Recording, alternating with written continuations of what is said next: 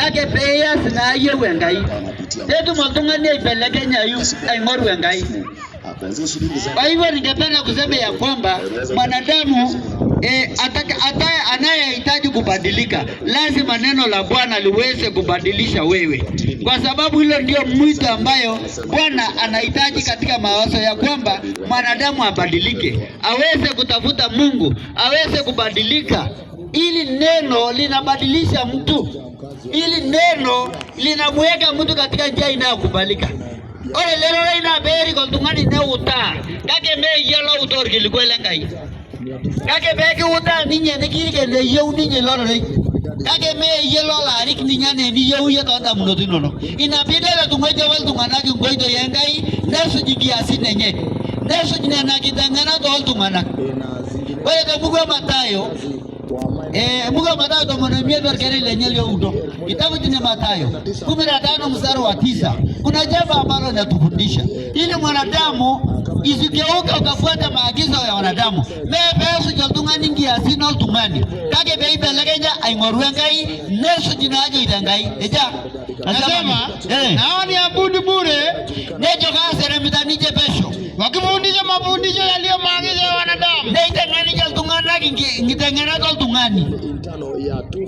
Kwa hivyo ujue ya kwamba mwanadamu wandiabudu bure akifundisha maagizo ya wanadamu aseremije pesho tangara kita mokate ngitengana toltungani na itengani toltungana kilkulika inaba kole tongulolo ngipoki na ena dioshi orionga ngop eta ingolo nguni na seremi tungana eta ingolo ngejuma eta ingolo ngejumamosi eta ingolo ngejumapili na kole tongulolo ngi eti abangolo ngope inati biganga yobe nejo nje ngengol tungani neingwa ndokite boki na sita kole ngere nyana oltungana boki no tinango malie nyana boki ningenga kake neibelekenya oltungani ne uninya ngolo ngedukuya nejo tete mwangolo ngedukuya kake nene jangelo Enkai tete mwangolo nge sabato ningenga na nejo ninya ngolo ngenapshana kake neibelekenya oltungana ka kwasere ngolo ngedukuya nejo Islamu nejo desere ninya ngolo ngejuma kanye nejo idoro Enkai eyoro Enkai ni sereme ngolo na nejo ninya neni yeuye. Sivyo navyosema ya kwamba wewe unahitaji kufuata Mungu ama unahitaji kufuata yale ambayo yanapendeza macho yako ama yale ambayo yanamuhusu masikio yako ama yale ambayo unayopendezwa nayo. Lakini jawabu ni kwamba Bwana anasema nini katika kitabu cha Ufunuo 7? Kitabu cha Ufunuo inasema nini? Itaanza 14 mstari wa 6. Tusome tusikie inasema namna gani. 14 inasema nini? Mstari wa 7 ama mstari wa 6. 6 inasema. Nasema nini? Kisha nikaona malaika mwingine. Lejo nadona malaika akiruka katikati ya mbingu. Lejo leipitisa na shumata wenye injili ya mlele. Lejo kaya kilikuwa ile milele. Awahubiria wakao juu ya nchi. Lejo nekira ninja alikio kilikuwa alikilitokana lote shumata ngop.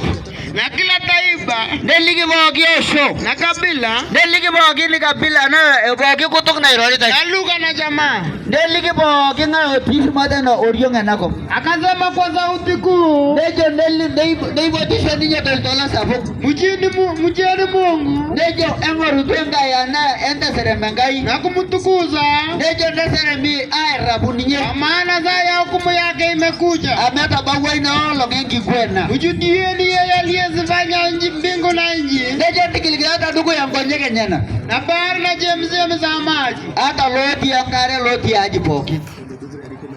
Kwa hivyo nasema tu ya kwamba tunahitaji kubadilika kwa sababu Bwana anaita kila mtu aliyeko mataifani, kila sehemu, kila kabila na kila lugha ambayo inaendelea katika dunia, watu waweze kubadilika, waweze